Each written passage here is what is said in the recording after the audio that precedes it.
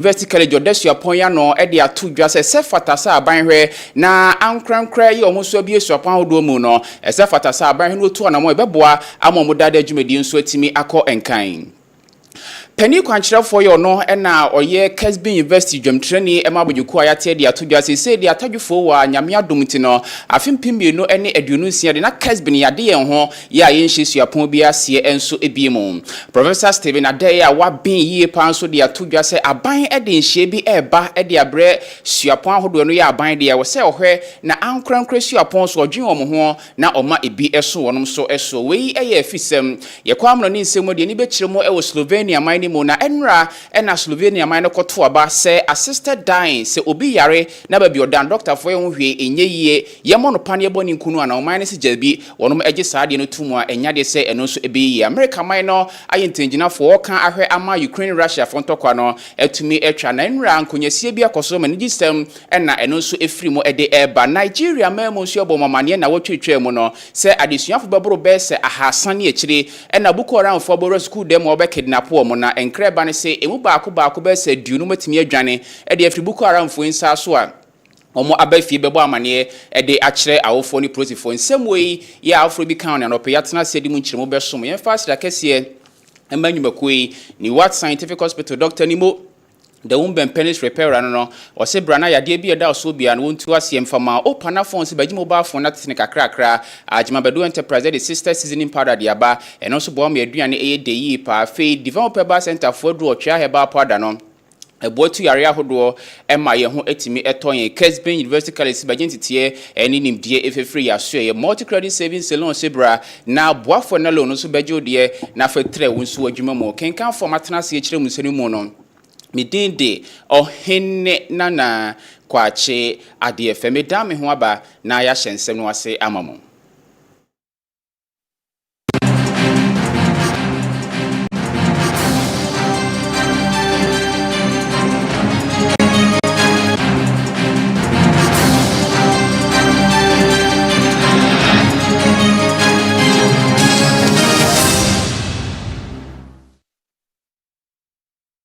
Kaseɛ de free Ghana man penny His Excellency John Dramani Mahama asue na wotwe awieye ena do ni kiremu enso ewo tifido mantamu a Ghana school na wono nya mfinhia de osia no mu ana wonom ehye ho fa ne saso ntoto nsa de free man penny so mra na onfa ni monyam so meta adwumedi no so akire bie na man penny ko ya wokasa no no de tu gwazo hwemu a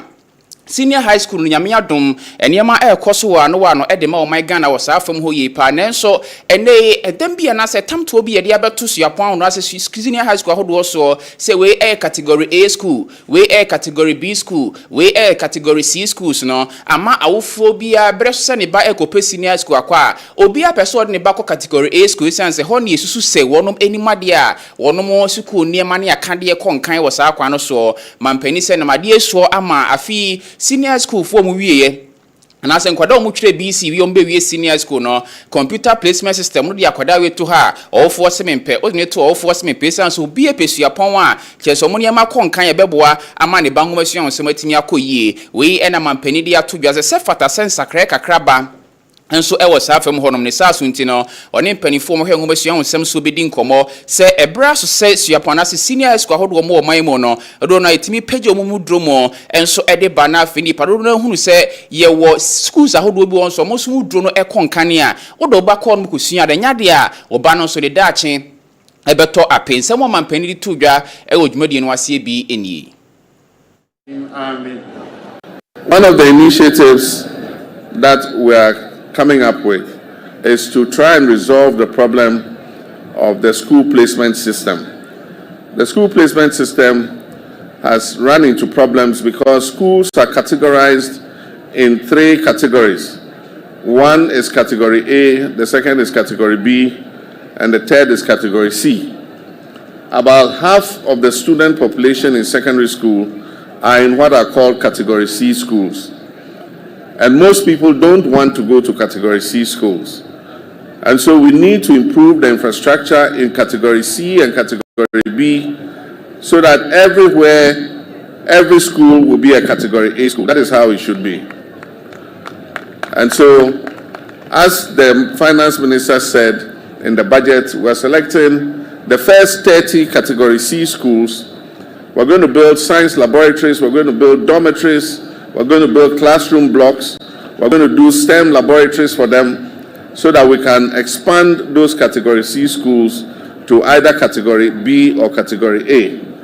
in order that any school that any Ghanaian child gets, he will feel confident that he has a good chance of making it into tertiary education. Na enuachi no na senior high school eka ho asemu Ghana school na se Ghana senior high school ne ho na mampani His Excellency John Dramani Mama eko ewie ye ne odi abedi mampani na ne ho kan ma Melody na Mahama so school ya no no so koye ne sa so nti mampani di todwa na mo ne hia na ban di begu akwan so no ma pagya Ghana senior school ama eno so akonkan wo ngumesua so FM ho. At the time we were students in this school, we're just about 400 of us. Today you are 10 times that number, 4,500. When the headmaster said it, I was shocked. But the facilities have not expanded too much beyond what they were when we were there. So you can understand that there's a lot of pressure on the infrastructure. And so even though Ghana School is considered a Category A school because of your performance, I do believe that Ghana School is in need of expansion and more infrastructure and to make it worthy of being called a Category A school. So on the occasion of this 65th anniversary, we're going to cut short for several things. But I remember that on the 60th anniversary, we did our bits and renovated Manzaba and Cabral halls. And by the auspices of Lodina, the First Lady, she got the GET fund to build the Lodina Mahama Hall, which managed to expand the number of girls in Ghana School. And so we need to Yeda suwe jina ngomesua fem ho no mo na yeba santimantema Kessben University College so ebabesi asasi so na beboa ma Ghana ngomesua nsem konkan ni finhia baako edunie ni saso ntino empanifo ahyase wono mo ehye hofa e wo saa kwan no so pani kwankyerefo no enenam ne saso mo asuapon be pii mu asantimantem ha yewura lawyer Kwabena Kessɛ na Steven Boaten wode ya to dwase esefata pa se aban e de nhye ba obese betimi aka bomu na ankrankresu apom so boa ama Ghana ngomesua so enti akonkan no ebetimi ahwe ne aboa e wo saa kwan no eso wode to dwa e wo dwumade no ase akire mu so ohemu ane ye woni padom bebre wo hono mo wie senior high school a wono mo sefata wo mo atwa se wo so mo resu apon mu nanso e kame so obi ani gise okọ aban su apon do mu we ene sefata se Ghana aban ni hyegu akwan so se ni padom a omo abodom pem obo ape so aban su apon mu no yenyi bi mfamra ankrankresu apon mu sanse hono nyina nso no yesua ade ama Ghana ngomesu onsem konkan enti obesre mampani se esefata se aban ya omo aba kro ne ade no obi abehwe na ankrankresu apon so modin ba wono bo Ghana ngomesu aso no ebetimi ahwe mu ne atai wono mo akire na aboa mo dwumadi nso atimi awie mu die. Institution of higher learning. It is my fervent hope that this wonderful idea will continue to bring the inspired students, academic, and the public to ensure that some renowned speakers like Professor Emeritus Stephen Adai to speak on issues affecting educational outcomes today and the foreseeable future. Ladies and gentlemen, it is well known fact that the purpose of education is to achieve a personal advancement, social and economic progress, and success in national goals. That's the main reason why the concept of public-private partnership is now indispensable in ensuring the maintenance of standard of education at all levels. It's the reason why Kessben University College provides good avenues to complement the public universities to absorb the huge student backlog who are unable to get access to the public universities. We believe that together with the state-owned public universities, students will be trained to respond to teething and emerging challenges that confront us as a nation. We at Kessben University College seek to train students who are emboldened with ability to think, analyze, thoroughly, reason, assess, communicate, and make connections across difference. There is na dwumadie no asia no na abodwoku a yate owo ne hwesuapon no dada dwumadie so governing council penio no eno edwumtreni so emasa abodwoku edi tu dwase se nyame adom atadwufo wa Kessben University College ate asempa sanse nyame adom ahoebe afempimienu ene aduno ensia 2026 de na Kessben abede ne ho a won hwesuapon bi ase ntu ni uba hanomo a bibia ya obewie bia no tikrata asem efiri asoye de ba no efiri Kessben University asoye ankasa ena panifo enso ede domo Emeritus Professor KK Adakwa edi nsemi tudwa wodwumade no ase a o share adasa ene awofo nyine nkra ne se wei ne sefata senti a wo de oba eba Kessben University College na oba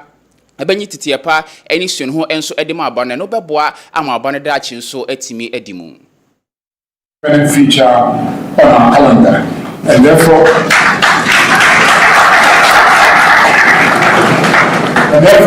our council will be encouraged to be looking for the next lecturer who will be talking to us next year, God willing.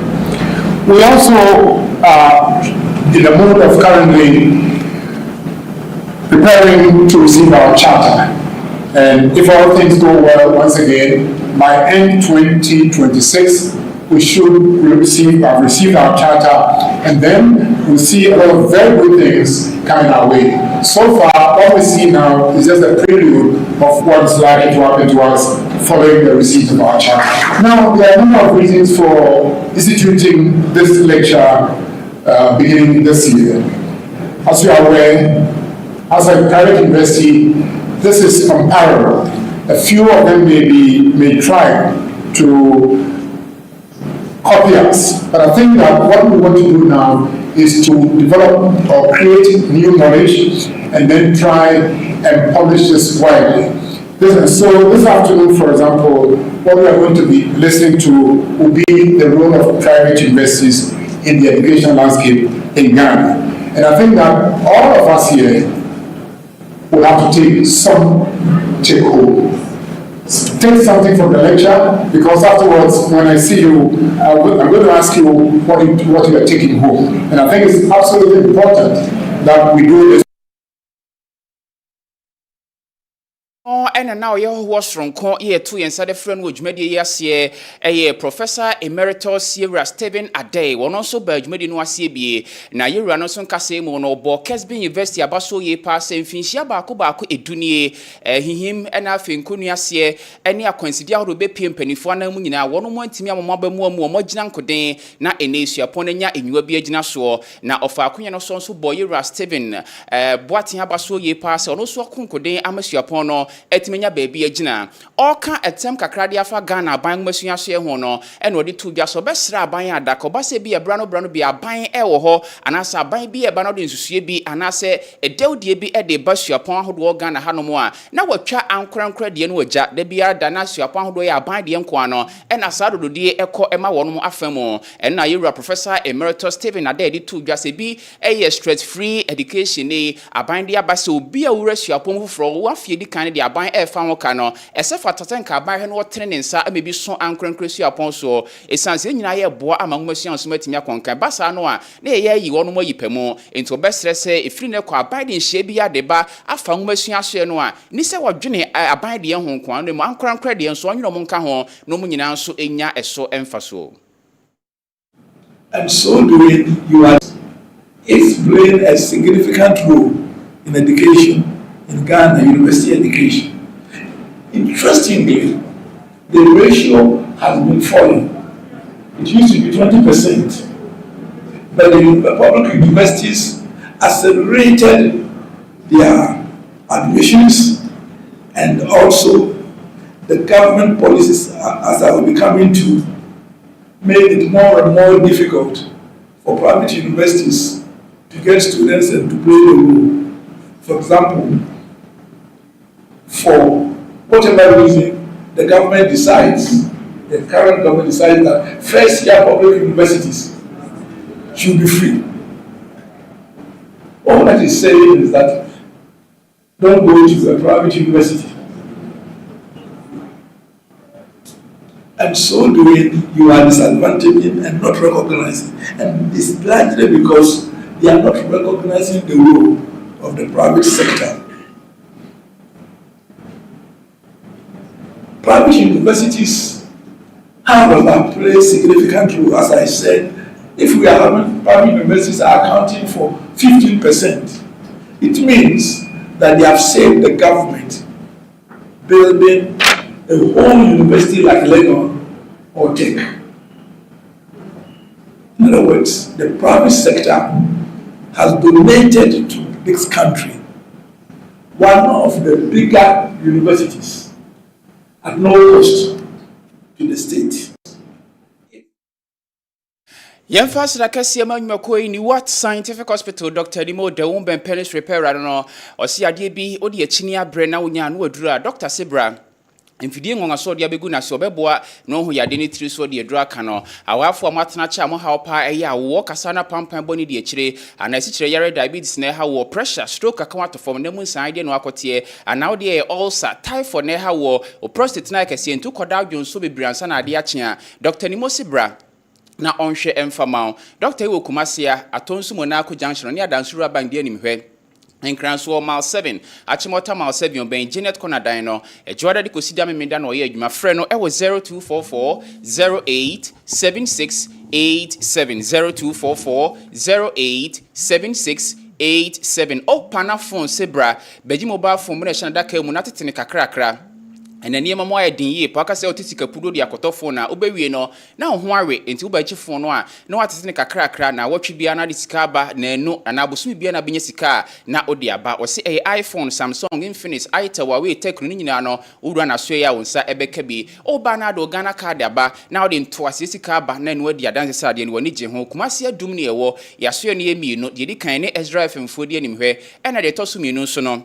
Yeni Prudential Bank for any DNMwe, Fre Opana na unini nkomo, ewo 0200 866 455 0200 866 455. Ajimabedu Enterprise the sister seasoning powder diaba abomoni nkwanya ye de essence sister spices or the buy no waboa iya nyasin kuma ye chicken flavor gold flavor and a beef flavor so ho send your pel de ni de obia no awura dwuma kwaje odie kumase ya edwa bi eben obia kwa wonsabeke bidudu mo no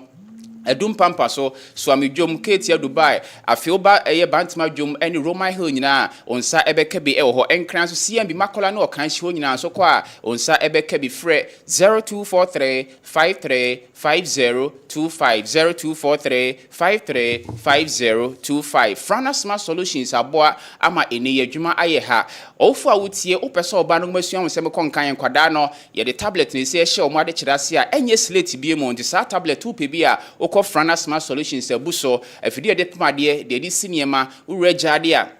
rice cooker blender microwave afa bluetooth speakers ne airpods nyano Frana Smart Solutions akofa bi dia ba smartwatch ye bonsa e kire se ne ho hie sitie se ne wakoma esi bo otimi sa de ko ne nyina Frana Smart Solutions akofa bi dia ba me pa chodo pa ko na opa to na se dodo ne nyina no ba etufo bo no de ema wo Kumasi ye wa hensan ne chana mo di animhwe e na enkran so doko dwon ho ane ye wo frɛ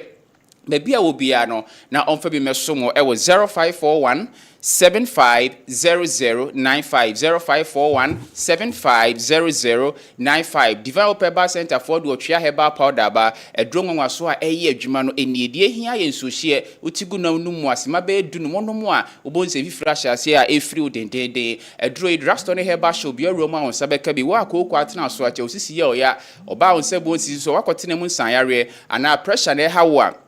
Otria Heba Powder ena uhia Drugstore no pedudu to atuma Kumasi Fred Menso keo kapeba osunyane na nabo ache ba okanshi mensa otakra di PK Gambila ewo tamale fre 0591 565557 0591 565557 Kessben University College Finshia du ene yetisu apon ye gina mu ade besi ne o pesu apon do ba kode a eye Kessben ye kan for dia mawo adesua dia yesua no edorso business administration options ne accounting marketing human resource management banking and finance afi BA politics and international relations BSc nursing BS midwifery edorso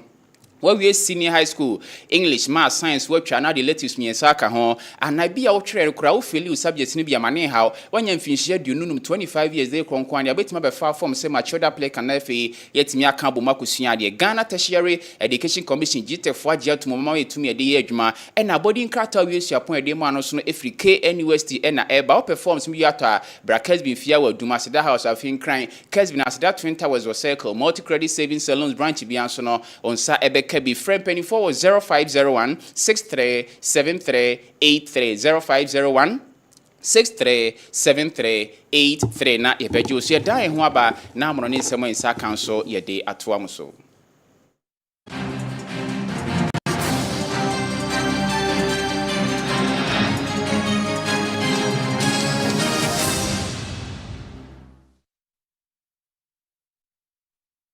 Ene Russia for entokwa no emo ne se ukọ Ukraine Russia for entokwa no megusu aya ejina mu anya senkuma na wotwetwe mu yebotie form ane da ya wada sa America man pedi na Trump ene ne so afọ heba mbọ ho nsem so omaka abo mo so mbetimi ahwe ama entokwa no atwa ne saso ntino omapempam emra baako aduno nwotwe 28 ye omode akoma Ukraine man so omonye enhwemu no mutimi di sa emra baako aduno nwotwe no so a ogidi sebeboa ama Russia man pedi Vladimir Putin huri abojampa ne tirimu da no obetimi agiatum na fintokwa na sumdwe etimi abamu ebi ni se mantem di se Crimea ya afimpimienu eni edunan ntokwa na hyase no Russia for ebe konje ye bra na ye Ukraine for dia no esi Russia for mpanifu ne di so Ukraine for enyintum se mantem no enyom de abiem abedi Russia for nsa afi Luhansk eni Donetsk eno so ye mantem mienu a eno so ntokwa na hyase afimpimienu ni dunan no eno so Russia for ebe konje na ye Ukraine for dia no so munyintum se enyom de abiem afi ye ntokwa na wia Ukraine for nyintum se omontabiri Russia for enko International Criminal Court ICC enfantansan ko waso mutrimu se omodi amumuyesem akumni pa Ukraine mamunti bi ICC enhwe ne yentwe Russia for ason we ene small bebre na America man na pempam de ama Ukraine for a Ukraine man pani ene na pamfo so mo so krata ni mu no omosi we de mu owrem amomo so ahwemu amansakra ye se fata se behi omo no omo so aye omodi akoto America man no animo ye America man so agya to se de akare se Russia man pani Vladimir Putin so sensusu ye baako aduno nwotwe no a emu sakara aba no obetimi agya tum se wagya tum amantokwa no opene so amasumdwe enso etimi aba enra na Ukraine man pani ora Volodymyr Zelensky eni sentrofo Kaseɛ na ode to ne manfo mo Ukraine mamu se enya ne boapaye ope Ukraine man yi enti wontimi nkase woto aso akon esansen ko entokwa no sa apamo a America man no ayde abeto nanimo no wanye antomo a edikan no oni America man ntam kitamode be se esansen entokwa no hyase no opo manye o mabo Ukraine for wa akodi afempa no a America man di mu akotini ye penti esefata so ohwe na ogitumu nti o ka kire ne manfo Ukraine fo nyina se esansusu baako aduno nwotwe no esefata se de adrede omogitumu na omodi America man kita odi ekosoa na emuwo na entokwa no sutwa na akra omohwe omo ewo Ukraine man mo no eno so etuo timi twenti ye hwe anim se ne medical aka no se Russia man pani Vladimir Putin so beba na entokwa no ode abetumu se bia ensusu no so tumunti empene so ema asundwen so emra entokwa no emum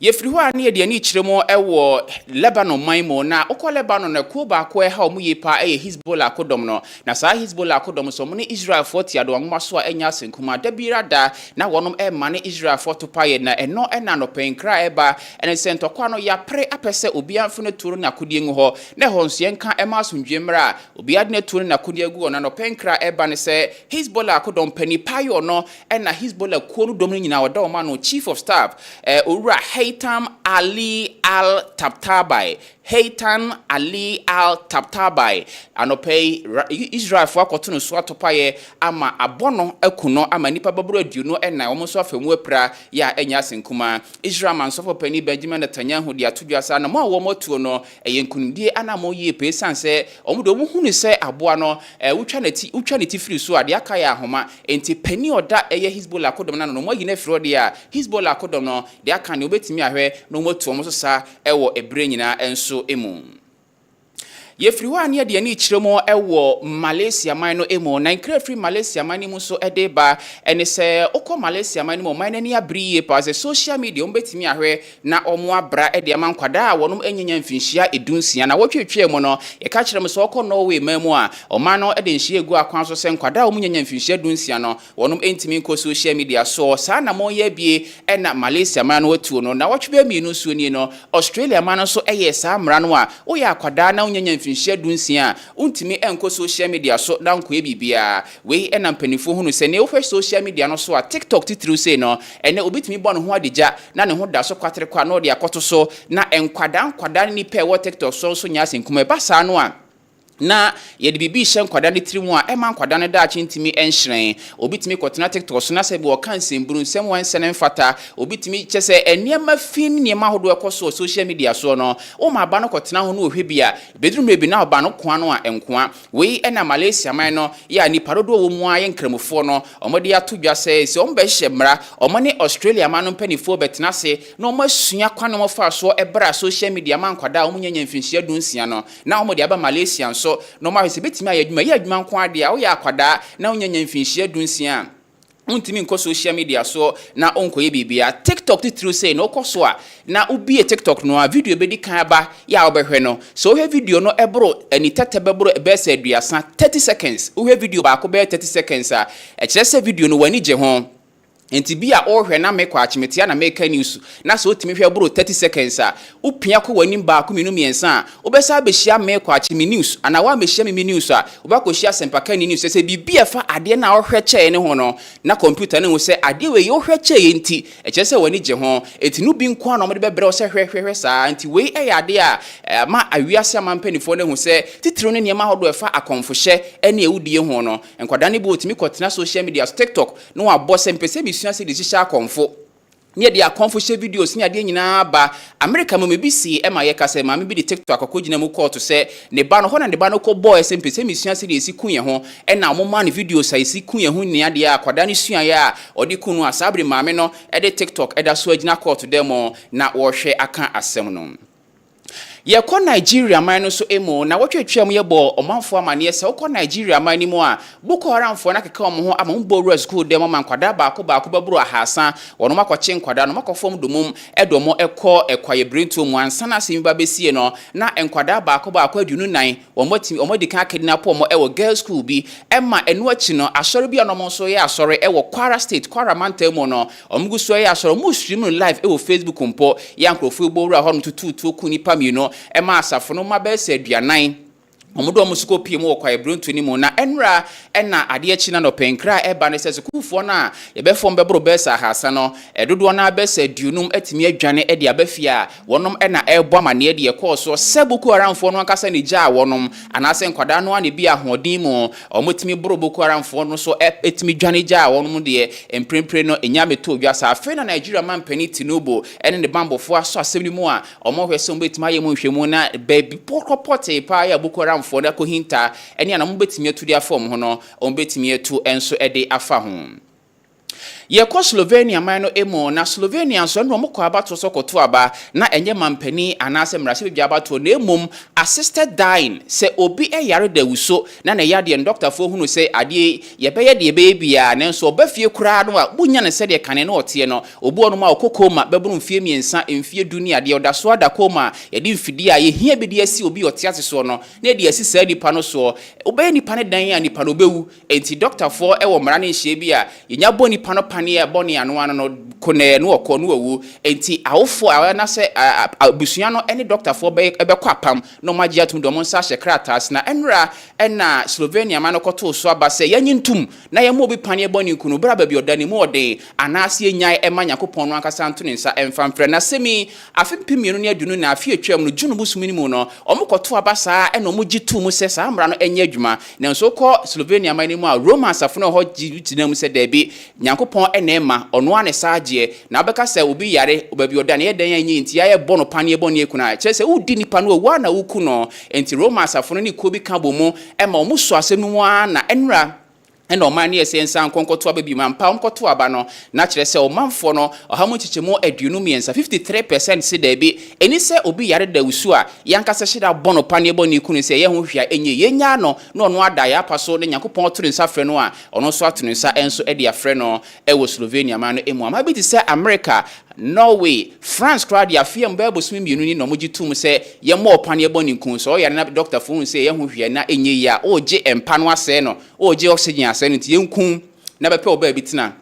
eno ena Slovenia man no so nkomu ye bi nenso omode de no mkoto aba no abato no entimi anko enkunim amfa ama aban no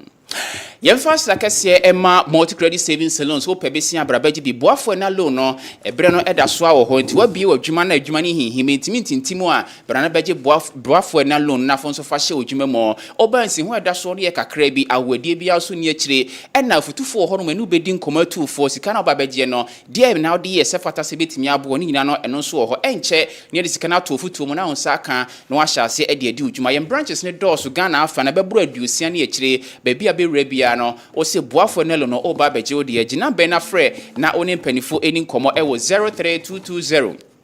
374-123 03220-374-123 afi 0244-3842-33 0244-3842-33 mampom baby som enyanka fia ye kona fibia no afidie no so aso amanfo ahyase de ba onso betimi de odi aba eyemo anwa nsuo dokodoko ntade pampesi ehia yi pa fabra ne mfa nkoma nyanka fie ba ko du no nso mo kan obi ne ne yetimi akonkonde abeduru hantu ne ma no betimi de aba Kessben fia wo Dumasida house en kran for so Kessben asida twin towers e circle afi ebia ne ma no dɔɔso untimi nso amfa ma agina be na frɛ yankase betu ka ba ho abaje ne ma no e de abeka nkwada na dwumadie no ho 0549887444 0549887444 betima dan sika mobile money nso a number ni tie ni na twero na send fa so na nkwada no beda wasie pa 0245759593 0245759593 0245759593 dia beba ne Kessben Outreach Foundation Kessben Outreach Foundation ena beba no wapia so ama no babusua ye gina so na do pay mamuni amado so nsem nsa kan no ye de nyina esisemfo pani eye wofa kofiapia medin de ohenne nana kwache adefe busua ofa kofiapia se nyina afidie so na no pay aboafo ne jamfo mbedum no na mbeta na kire da fia da de besi enra de bra no akasa ne nua pani yewra bright brefo apia onya ne bebi ko na yiyo no course so nyina no odamu nyina mo ase esie ni kagya ni ase da bibia mo se no musika mo bre no madaje no yakopon mo ana onhye mu nyina mo so anamu ofa ene abusua nyina ase odamu nyina mo ase abusua gyina so ne de sikodi ena eto aso de match dwumadi na bre o Kessben 93.3FM Kessben Plus ewo digital TV so